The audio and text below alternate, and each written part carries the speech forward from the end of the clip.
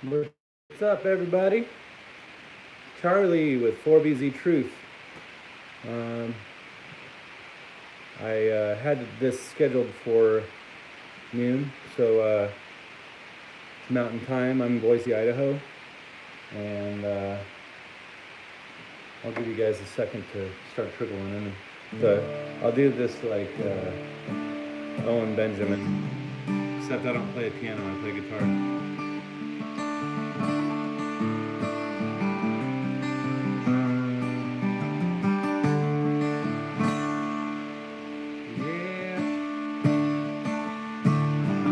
Have a live stream.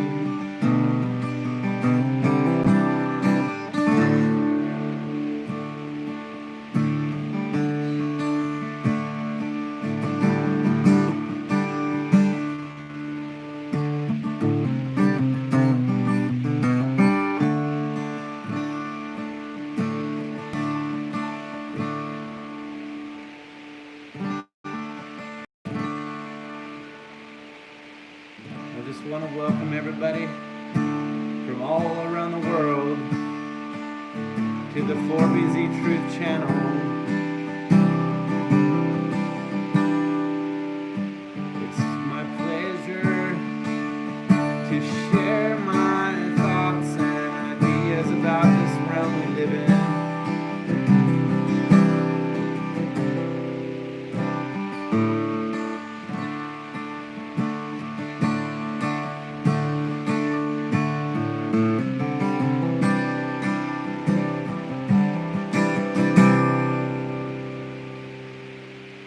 So over here in Boise, Idaho,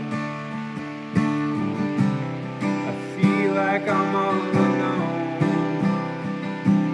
with my thoughts. I don't know how to think, 'cause nobody else will share with me in all these crazy thoughts and dreams. I don't know how I can keep going like this. Keep going like this. I just want to know that I'm on the right road.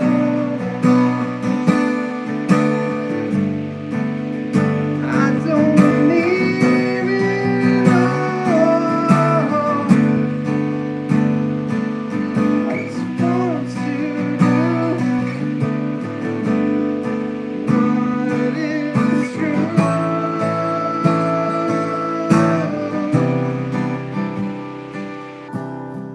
That's why I named my channel 4bztruth.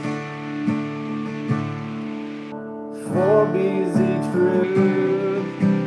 If there's anybody out there that has no idea why I call this channel 4bztruth, my name is Charlie Forbes.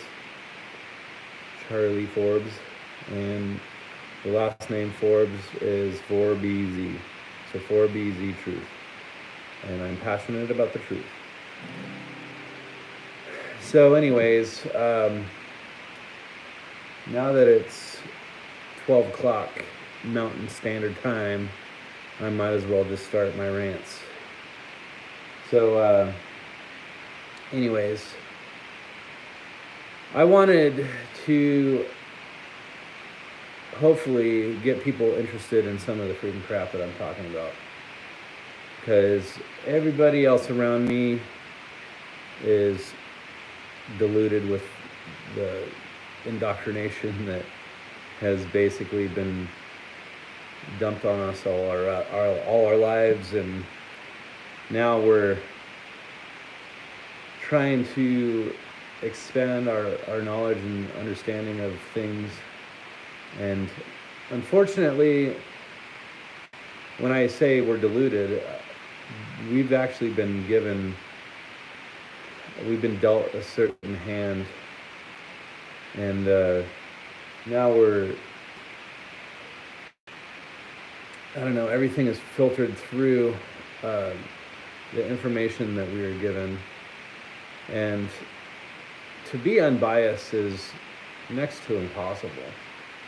Everybody has a filtered bias to interpret everything through.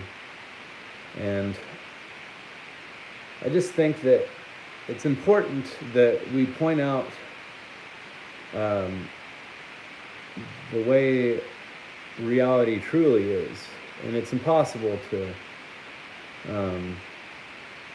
understand things from a correct filter if we're constantly just looking at everything through a filter of lies or deception or whatever.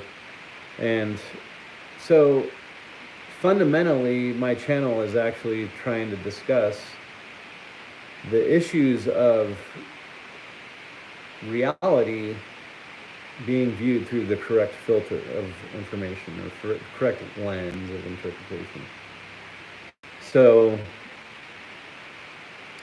by the way, I appreciate anybody that stumbles onto this channel and gives a thumbs up, subscribe to the channel.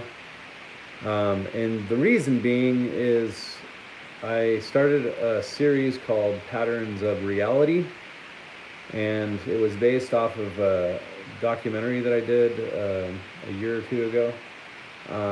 And with the new YouTube algorithm, it seems that YouTube likes that video for some reason. And I get it's coming up on 200,000 views now, which I appreciate that I get a lot of views and likes and dislikes and comments. I like that people are interactive in that, and discussing the issues that are actually being presented in that.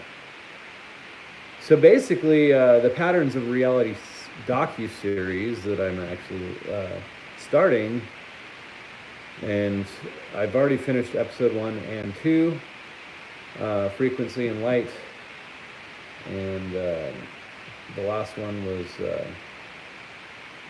my brain is fried already, this early Sunday morning, or Sunday noon, I guess.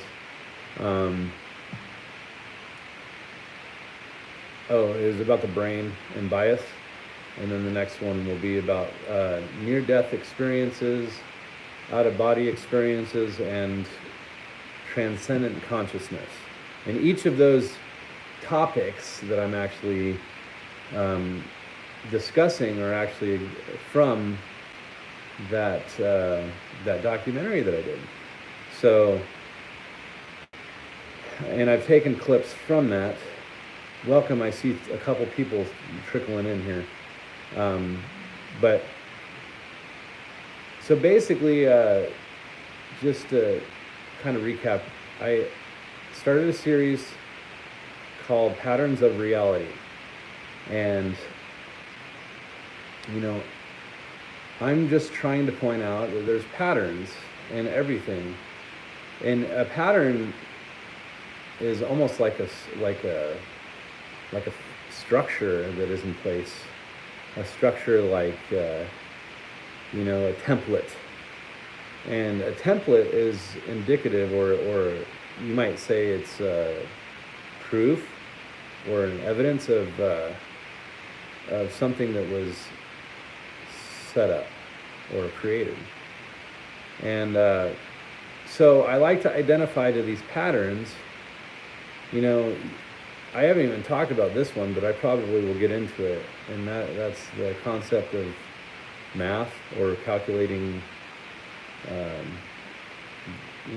Math is like, there's something to it. Like you can identify or just the fact that you can count 1 to 10, and you can label that, numerical digits, and basically you say 1, 2, 3, 4, 5, 6, 7, 8, 9, 10, and that transcends language.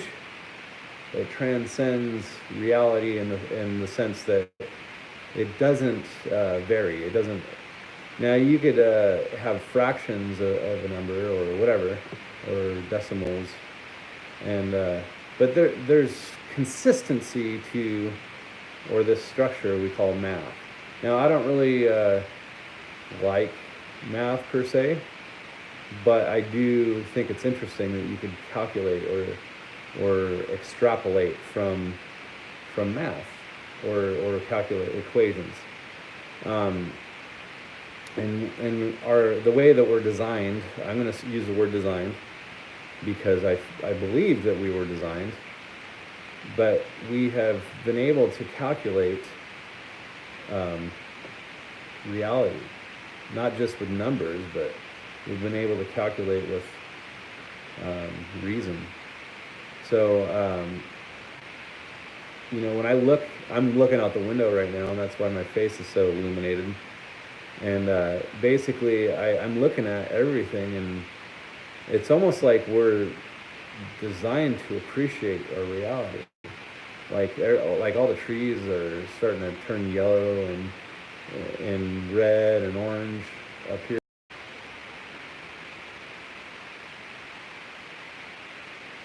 And I'm back. Hopefully, my internet is not screwing up again.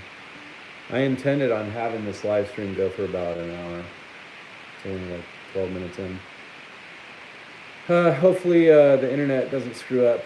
But anyways, I'll just, if you can hear me okay, hopefully you can give me a thumbs up or let me know. Ooh, I got four people. If you can hear me, give me a thumbs up or comment if you can hear me okay, because I'm having some issues with the internet. Anyways, so going back to this, if you haven't seen the documentary of,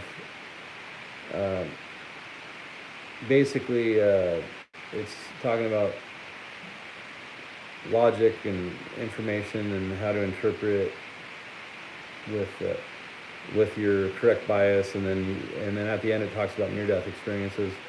So the next one that I'm actually going to make on this docu-series is talking about.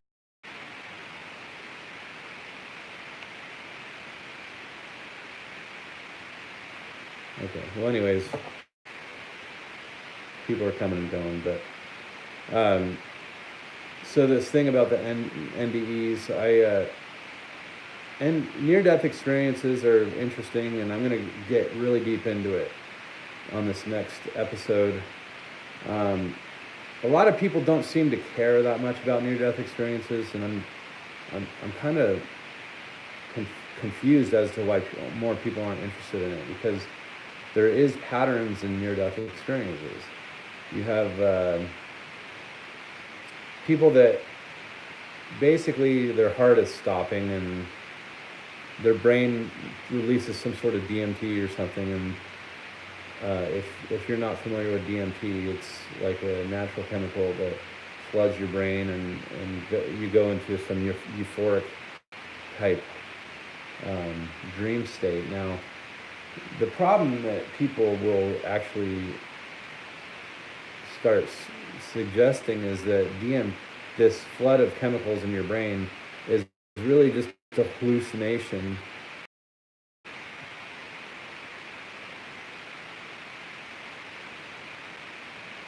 I apologize if the internet is acting up, but I'll just keep rolling here. So near-death experiences, so your body dies, you release DMT, you have kind of this vision or out-of-body experience. A lot of people will actually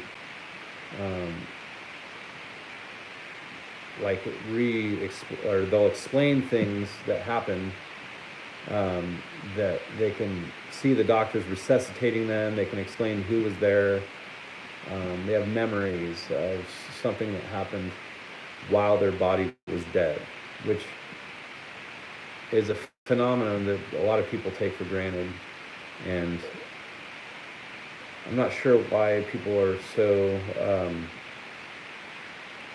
disconnected from it, but I'm really excited at the thought of expanding information on what it actually is. Because when you move on to the next phase of a near-death experience, you have this out-of-body experience, and then oftentimes they'll identify with their body as being something disconnected from them, like they have no interest in their own body, and they recognize like other people, but they don't recognize themselves or something. It's weird. Or maybe they're just used to seeing other people around them, and they're just not used to seeing themselves as much. But whatever the case may be, they are kind of disconnected from their own body. And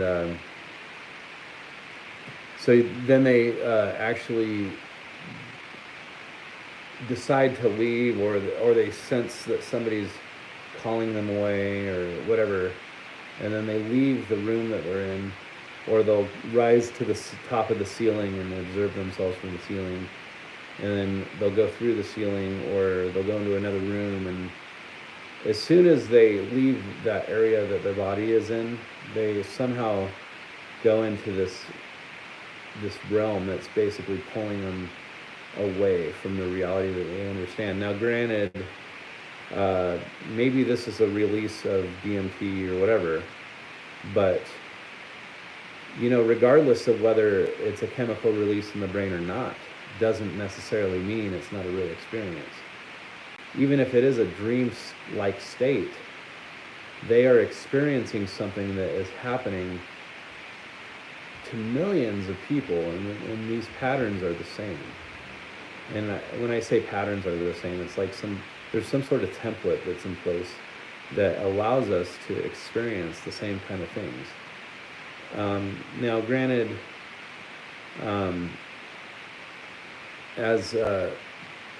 when people come back from their near-death experiences, they have like different type of gods or something, or different type of deities, like such as we are God, and we are an extension of God. We're like a little God tentacle that everything is connected to.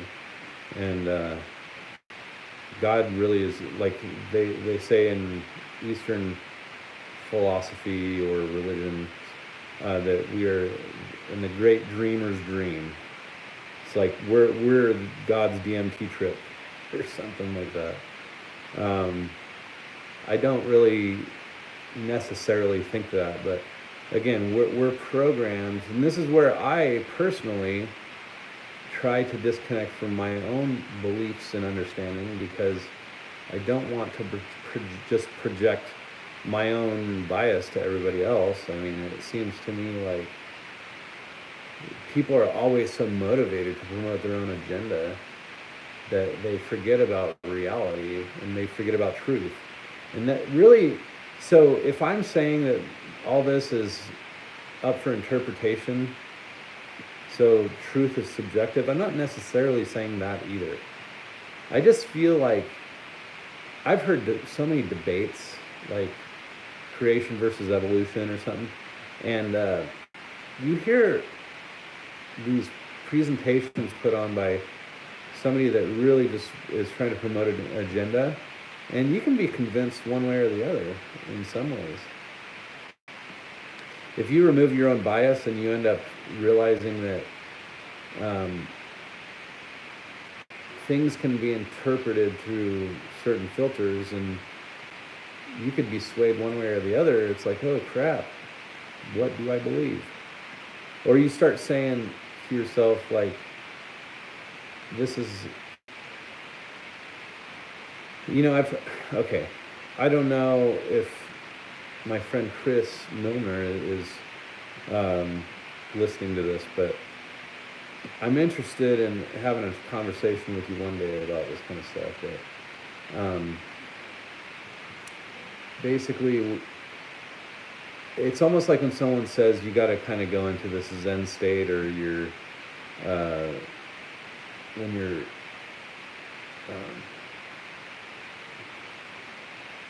what are they, like when those people say om or whatever, and you're trying to disconnect from yourself so that you can experience things outside of yourself. And I don't know if that is right, but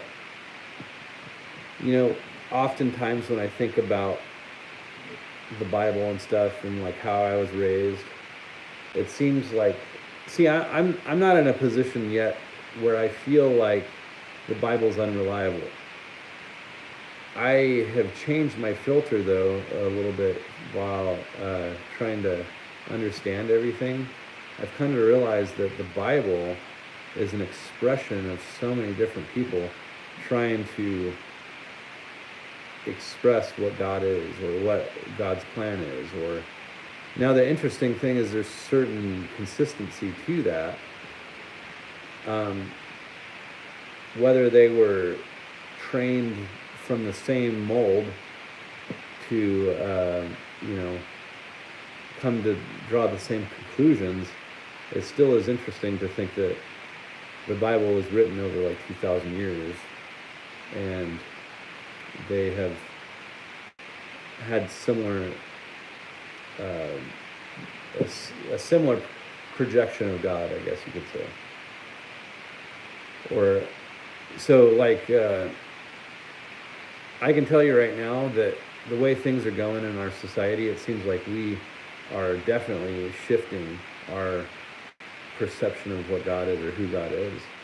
But it definitely varies from what the Bible is saying. Now, the most interesting thing that I have heard recently is about the Christ consciousness. And I say it's interesting because Christ, or Jesus, you might say, was an extension of God in conveying the meaning of this life and why we're here. We're here so that we can serve God. Now, God, in the sense of a collective consciousness, what if our body decided to venture outside of what its purpose was, like cellular rebellion is considered cancer. Cellular rebellion is considered cancer. So if we are kind of like another form of a cell that's independent of the body, yet it is dependent on the body because it is part of the body, if it decides to create its own agenda and starts doing its own thing, that is consistent with cancer. So I think that so going back to this thought about Jesus was this extension of God, and this is all through the filter of understanding that we are an extension of God, all of us, or we are Christ. Now, I don't, again, if you are listening to me right now, I'm not saying that I'm Christ, I'm not saying you are Christ. I'm saying that from that filter of understanding, I'm trying to analyze how people are interpreting. So like seeing the world through someone else's shoes or someone else's filter of understanding. That's what all I try to do sometimes, is just like try to understand people's world through their eyes. So if we are Christ and we are the extension of God, we are like living cells that are trying to implement God's plan. It's like the hive mind. So if we're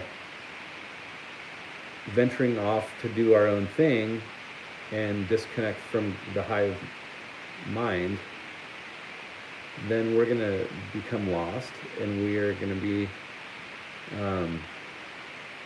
cancer in that sense. That's what I'm trying to get to. So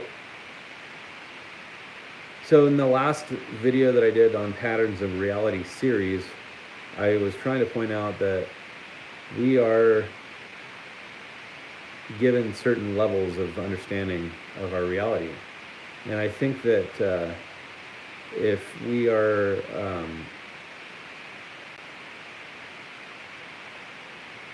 like for me, I'm very driven to unpack all this stuff. I'm trying to get down to the bottom of it and understand it. But a lot of people don't care. They're disconnected. All they care about is like how they're gonna do well in their job, or how they're gonna make a lot of money, or have a nice car, or have a bunch of nice stuff, or have people think that they're cool or whatever, and they just want popularity or something like that. But you know, I don't. I care about surviving, and I care about. Oh, hey, I got my first comment. Thank you. I care about surviving, but I don't necessarily care about, being so caught up in the world as it's kind of telling us how to live our life, or presenting the mold to us or whatever. So anyways, okay, going back to me, I feel like it's important that I unpack a lot of this stuff and try to understand how and why we're here, right? You know, I'm sitting here looking out the window and I'm seeing these freaking beautiful trees and seeing the birds flying around, and I'm seeing the beauty in the reality. And it seems like some people, everything that they look at is ugly. So it's almost like, oh, I had my little mug right here. I don't know if you can see it. Oh, cool. You're doing that as well? Particular consciousness. I don't know if I read that right. Yeah. I appreciate it. This says life is good. It's the half or glass half full mentality. And it has coffee in it. And I don't know. I was thinking about this whole concept of depression, and like people getting caught up in their own lives. They're just like, I was depressed when I was 13. I was talking to my wife about this. I was so depressed, I wanted to take my own life. It was horrible. And my situation sucked. It was like, I felt in despair.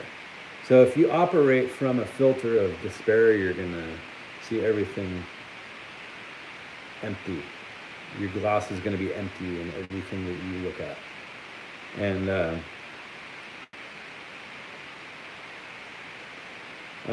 I appreciate that you're giving me any responses, so don't feel bad about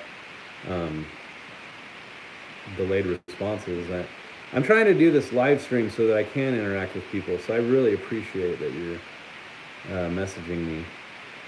If you get a second, tell me where you're listening from. I'm in Boise, Idaho, so but I just feel like when you're looking at reality through a lens of happiness and joy and love and excitement. Oh, you're in Alabama, sweet. I knew somebody from, well, it actually is from Arkansas, so it's not Alabama. I wonder if you're a Alabama Crimson Tide fan, because obviously they're always in the forefront of popularity or whatever. But I'm a college football fan, but I've kind of yeah, good. It's probably better that you don't like them. I liked football a lot when I was younger, but I stopped caring as much, and because I feel like it's part of this world deception that we're in or whatever. But anyways, no, but I think it's awesome that this channel can reach to Alabama, so I appreciate you listening, by the way. But anyways, I want to follow that same mindset of you know, there's people in like Africa and third world countries that are, you know, I was talking to this lady that I know that went.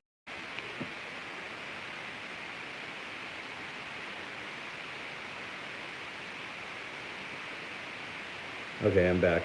My internet was buffering or whatever. Yeah, I hope you can hear me now.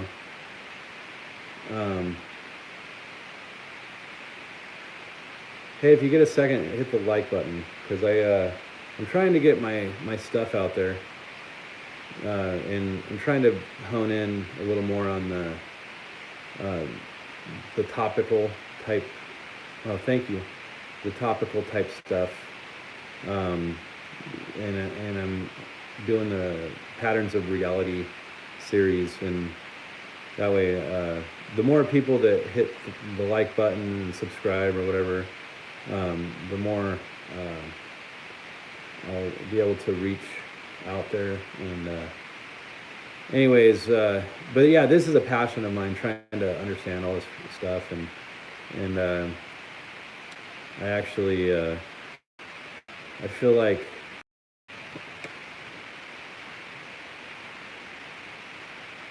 okay.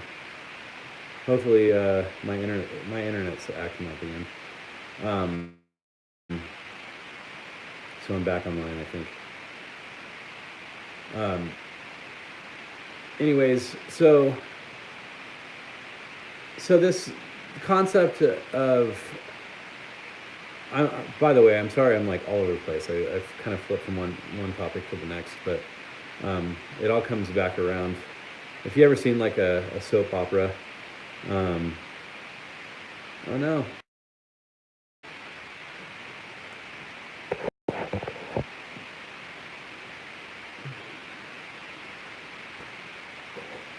Can you hear me now?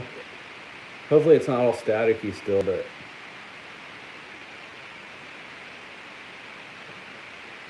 I wonder if my Wi-Fi is on. Sometimes I turn my Wi-Fi off so my phone just streams from the cell phone towers or whatever. So anyways, hopefully my phone will stop acting up and I can just keep talking about this stuff without distractions. Sweet, thank you.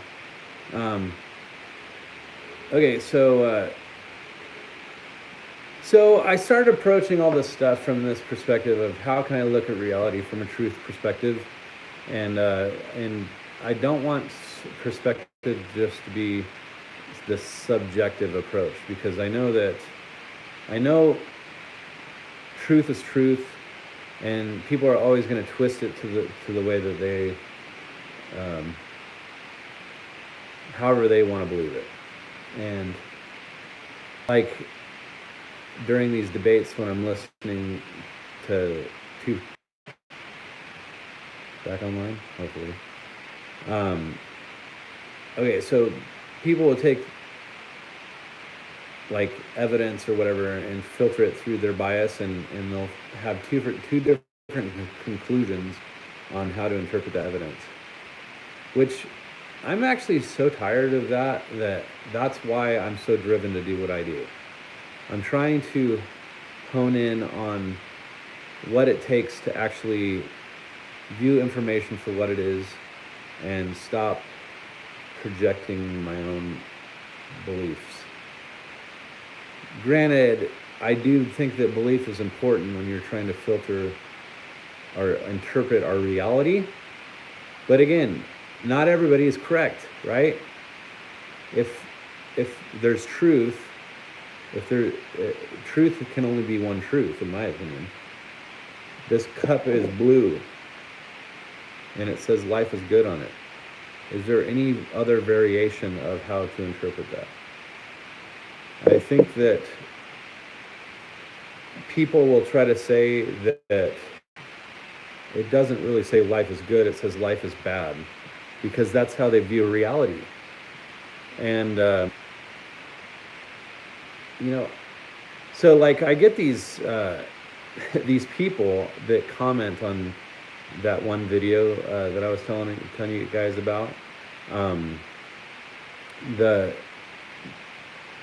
so basically, I'm alluding to there being a creator in that documentary, and I don't really come out and say that until the end, that I believe that there's a creator behind this reality that we live in. And do I know what that is? Can I prove what that is? I just believe that there's patterns that you can hone in on and identify too. So if you can show that there's patterns in reality, then you can start building a structure of knowledge and understanding. And I hope to point that out, and that's why I'm creating a series that talks about that, basically on different topical concepts. So there's different topics that point toward the same idea, and that is that there's a creator. Now, why is that important? Because I believe that we're here for a reason. I believe that we are supposed to be here to accomplish something.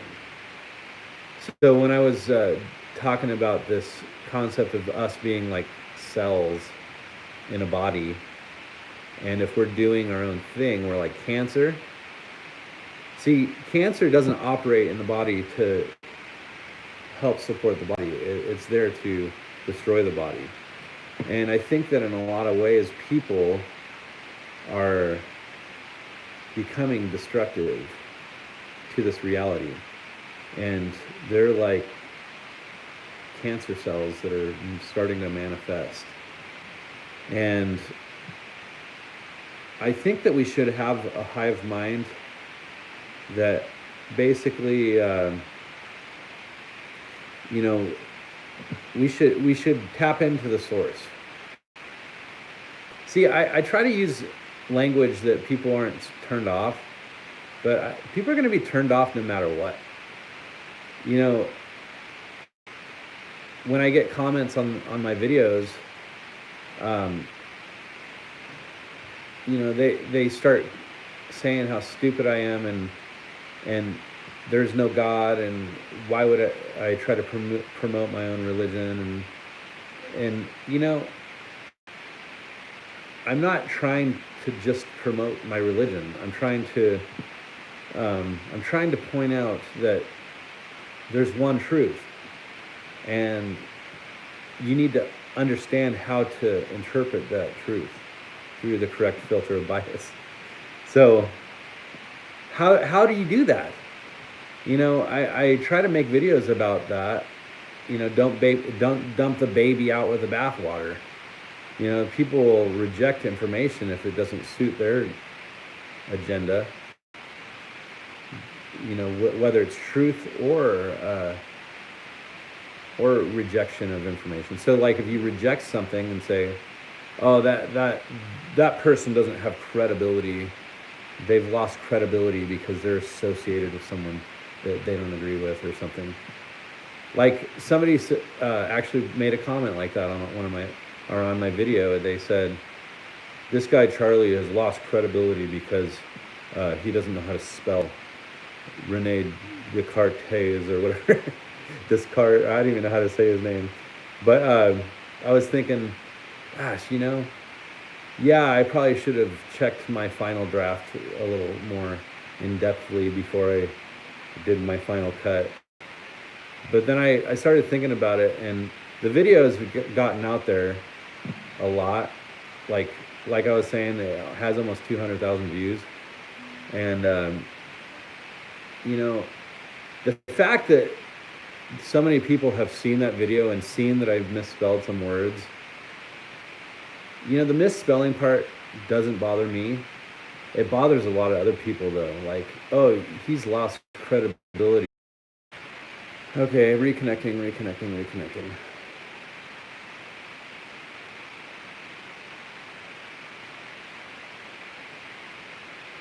Reconnected? Okay. Yeah, I see that it was disconnected. It was rebuffering. But so yeah, the misspelling, yeah, it probably destroys my credibility a little bit with people. Um, the ones that are academically trained to the point where if you misspell Rene Descartes or whatever, um, that's somebody's name.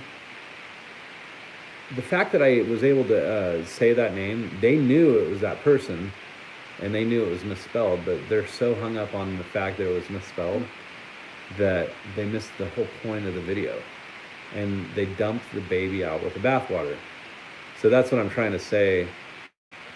When people logically are just filtering everything through a certain filter of understanding, and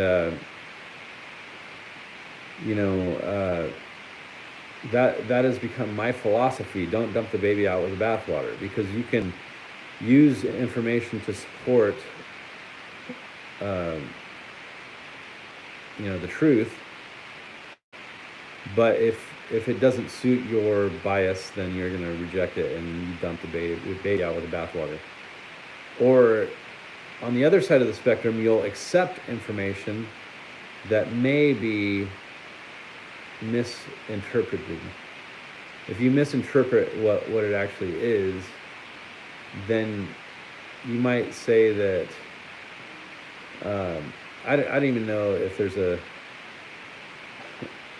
See, I don't know all the ins and outs of like the sayings out there, but you can dump the baby out with the bathwater the opposite direction. Like so for instance, you're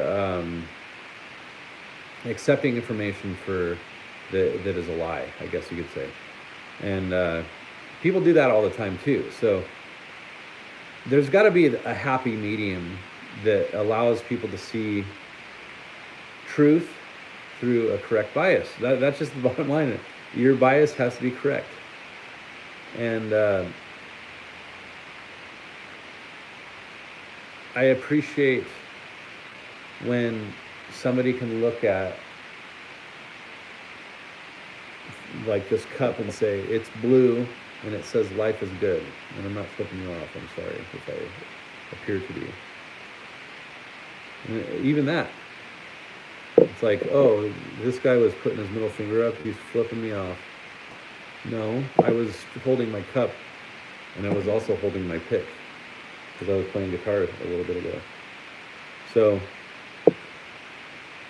you can't misinterpret the situation and say you understand everything. It's like, when they say that in relationships, the most important thing is communication. To communicate is being able to properly represent the language that helps people understand things. So if you misread me and say, oh, this guy is stupid and unreliable because he misspelled a word, then you misunderstood my communication, and all I wanted to do was point out that there's more to reality than your bias. And I'm going to try to wrap this up.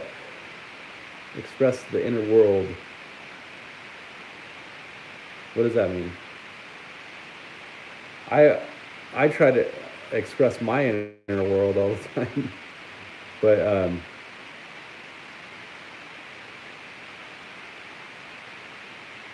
you just reminded me that expressing the inner world, there's so many things about this world that are misunderstood, and I believe that there are a lot of people out there that are trying to lie, to deceive and misrepresent reality. And that could be on a people level, or it could be on a frequency level. And when I say frequency level, I feel like the whole topic of like UFOs or something, or aliens. I don't think that there's extraterrestrials. I think that there's extra frequency entities or whatever. Extra frequency meaning we've tuned into the frequency that we understand our reality here, but if you change the channel or the dial on reality, you might tap into someone else's reality. Not to say that it's multiple universes, it's just like radio frequency is here. Yeah, it is a frequency level. Radio frequency is here though, and you can tune into different levels of frequency, and you know, changing the dial on the TV and the radio and whatever that is, it all has a like kind of a coded frequency. And let's try this again. Hopefully I can reconnect. Can you hear me now? My phone's struggling again. All right, reconnecting. So this, I love the concept of like the electric universe or the frequencies, because we are tuned into a reality that we're supposed to understand. That's why we're here, and that's how we understand. Now, radio frequency is within this realm and this in TV, but we can't only have like something that receives it and interprets it through like an antenna or a processor of some kind. So our brain is like a processor as well. So we can see everything and we can interpret reality through that filter of our brain.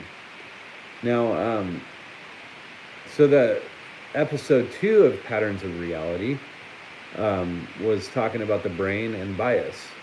And I really want people to understand this.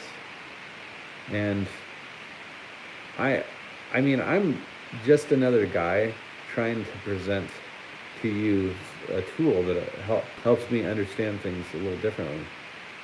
But the deeper I go down this rabbit hole, the more, if you ever heard, the more you know, the less you know, it's kind of true. Because it's really like you've come to the realization that your bias is false. Or your bias is actually, you know, it's, you're welcome, by the way.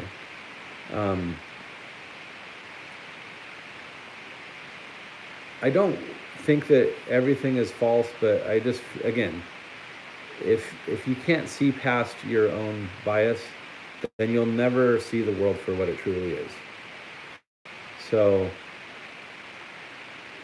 I always encourage people to shed their bias and try to experience the world through a different understanding.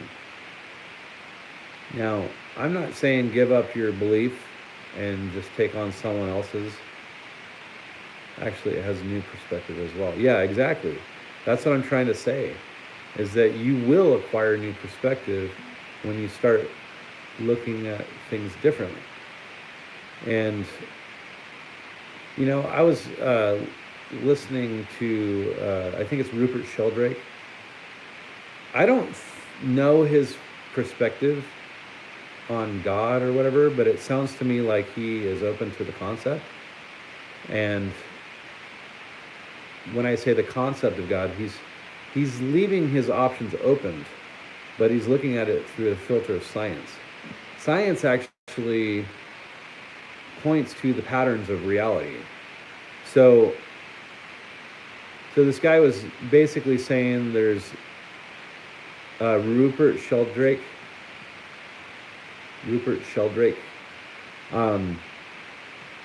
He's really interesting. He's kind of a fringe science perspective, but he's really popular when it comes to Yeah, I hadn't heard of Rupert Sheldrake until um, my friend Chris Milner was telling me about him, and I just watched. I guess there was something called Banned TED Talk. Rupert Sheldrake was talking about how basically there's like a collective consciousness, and the brain is not just like a processor that has a command center and a storage. So I was talking about this in the video that I made about the brain. I, I I don't think that people can fully grasp the how deep this is. But the brain has kind of like a dual consciousness, in the sense that it lays down memories, and uh, and you can archive the memories all the way back to the beginning. You have your oldest memories. You know how old they are. Like, oh, when I was 3 years old, I remember. And then you categorize that memory in an archive. And some of the memories are so like seared into your mind that it's like vivid in your mind still, even years or decades later. And so that just shows that the brain has the capacity to store information, but you also have the ability to tell yourself what to do, and it functions on its own regardless of whether you tell it what to do or not.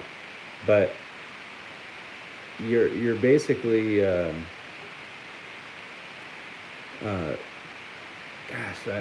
forgive me, I have like a squirrel brain. I like get distracted very easily. I have ADD or something. But my brain just like goes all over the place sometimes. So I pity whoever has to listen. Reconnecting.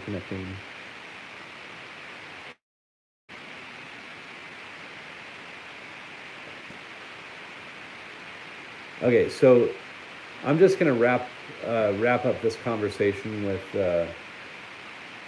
just what I was saying about the complexities of the brain, and how it seems apparent that there's something remote that's telling ourselves what to do. I had a thought that when somebody's running, or like running cross country or something, or running a race, everything in their body is telling them to stop running so hard. I've already reached my capacity. So everything in our nature is telling us not to keep running harder. And but our minds and our consciousness is telling us to keep going, because I know it's going to get better. I know that I'm going to win this race, and it's going to help me.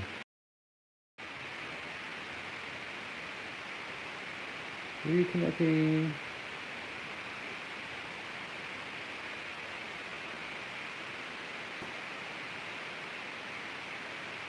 Okay, I'm back, I think.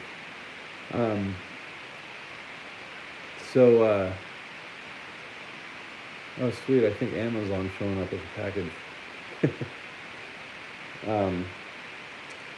Anyways, I feel like our brains are have a transcendent nature about it. Like we just are, we are like, there's something a frequency that is tapped into our mind that tells us how to be, or how to think. And anyways, it looks like Amazon is showing up. Sweet. I was waiting on some parts for one of the jobs that I'm doing. So anyways, So if we can hone in onto the fact that we are more than we understand, it leads us to look at things differently. We can look at things from a perspective of keep an open mind and stop projecting bias to everything that we're doing. You know, I think that we need to stop being cancer. You know, we need to start listening more than trying to control everything. Anyways, I guess just to wrap this up, I just want to let you know that I feel that if you just keep an open mind, shed your bias as much as you can, or try to understand things from an open mind perspective, I think then you'll start to see things for what they truly are. And you know, subscribe to the channel, hit the bell icon so that you can keep getting the updates on the patterns of reality. I'm working on the near-death experience thing. There's a lot more to near-death experiences than people say. There's a lot of people that had near-death experiences that say they understand them. And I start to realize that even the people that come back from the near-death experiences don't fully understand them, because they even admit that they're interpreting it through their own bias. So I think that there is a message being sent through the near-death experiences, and it is so that we can have some sort of lesson to believe. I think we should believe things, but we should also be skeptical at the same time. And I guess that's the one thing that I'm trying to project to the world, is that you should be open-minded and you should be skeptical at the same time. However you can find that balance. Good luck. If there's anybody here that listened through the whole hour of this live stream, I very much appreciate it, and I appreciate being able to interact with people through this means of communication, and I look forward to hearing from you guys. Leave your comments below, and I'll be interactive with you after this as well. And if you have any thoughts or ideas on what you want to hear on the patterns of reality episodes that I'm going to be coming out with here eventually, give me some ideas, and hopefully we can keep this ball rolling. All right, I love you guys very much, and I will talk to you soon. And I'll just end by doing a little ditty on the guitar. I'm just kidding.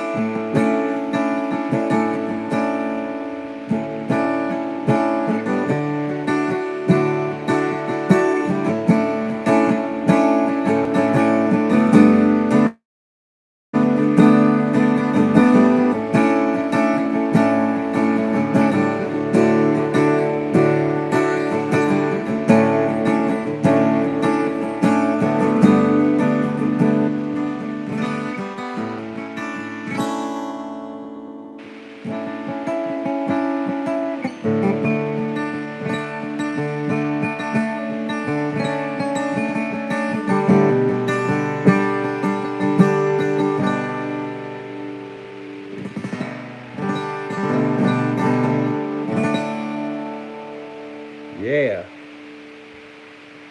All right, everybody. I'll talk to you later. Again, like, subscribe, and click on the bell icon for future updates. All right.